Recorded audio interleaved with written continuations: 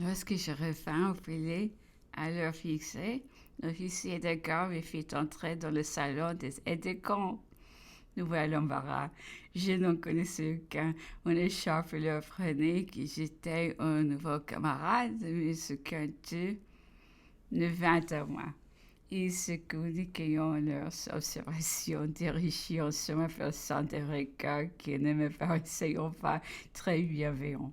Lorsque mon montra et m'apercevant, il me prit la main et dit: Voici un nouveau camarade dont nous ferons bientôt un ami.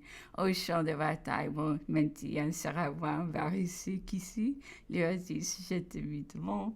Peu de jeux suffiront pour établir entre nous une amitié qui ne s'est jamais démentée.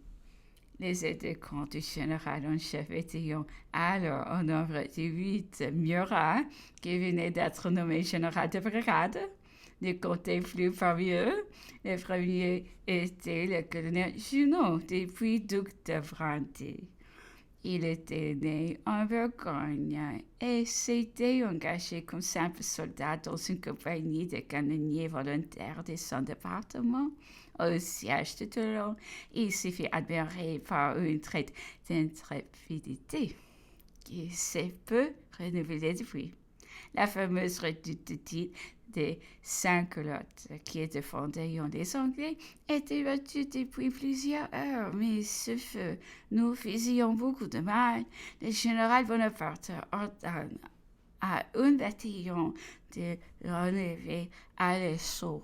Junot, quoiqu'il ne fit pas partie de ce bataillon, se lance le premier dans le fossé gravi l'escarpe, se précipite dans le redoute à travers une embrasure et trouve deux canonniers sur les pièces, donne ainsi le temps à ses camarades de joindre la redoute fut emportée au cri de Vive la République!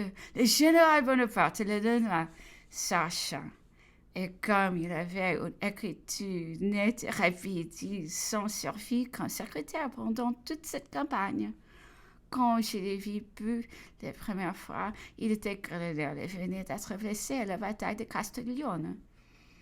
Junot joignait un brillant valeur beaucoup d'esprit naturel. Après avoir fait la guerre pendant 20 ans et parcouru tous les grades, sa vie fut terminée d'une manière déplorable.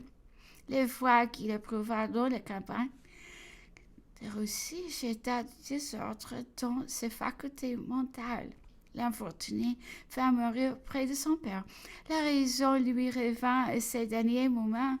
Il se retrouva dans la modeste chambre où il avait passé son enfance. Il surprit à sa juste valeur le rêve brillant de la gloire et de la fortune. Mon colonel d'artillerie était aussi né en Bourgogne, d'une famille ancienne et considérée dans sa province. Entre jeune, un très fort jeune dans l'artillerie, son éducation avait été très soignée. Les traits principaux de son caractère étaient alors une passion effrénée de la gloire et de l'ambition, et pour son général d'achevement qui s'élevait jusqu'à l'enthousiasme. Turok était le troisième aide-de-camp, moins brillant que les deux premiers. Il avait plus de solidité dans l'esprit et le caractère d'une ténacité remarquable. Officier d'artillerie en 1789, il avait émigré, mais il était rentré promptement. Le général en chef l'aimait beaucoup. Turok était reconnaissant, et je crois que sa fidélité aurait supporté noblement la périlleuse épreuve de la Révolution de 1814. Son quatrième aide-de-camp était le Marat, jeune homme à peine âgé de 17 ans et qui était déjà couvert de blessures. Venait ensuite Sulkowski, d'une valeur chevaleresque, passionné pour les avertus d'un esprit romanesque et inquiet, plein d'instructions, parlant tous les langues de l'Europe, un véritable Polonais.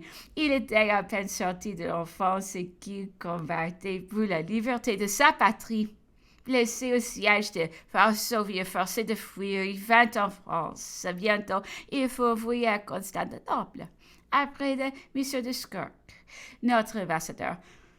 Le comité de salut public désirait avoir un agent dans l'Inde. Sukovski se chargea de cette mission. Il était déjà arrivé au-delà d'Alep quand les Anglais les dépisteront et les feront piller par les Arabes pour connaître ses instructions. Échappé de leurs mains, il revint à Paris. Il y obtint des lettres de service pour l'armée d'Italie. Il serait devant Mantoue lorsque le rapport de lui au chef de l'état-major général tomba sous les yeux du général en chef. Le lendemain, il était sans aide-de-camp. Enfin, nous avions aussi pu camarade Louis Bonaparte, qui avait à peine 16 ans et que son frère n'épargnait pas plus que nous peu les missions les plus périlleuses. Il les remplissait au reste avec un plaisir que l'on sait qu'il savait porter noblement son nom. Il fallait remplacer Elliot, le général au chef rucoisier, brave habile officier de cavalerie.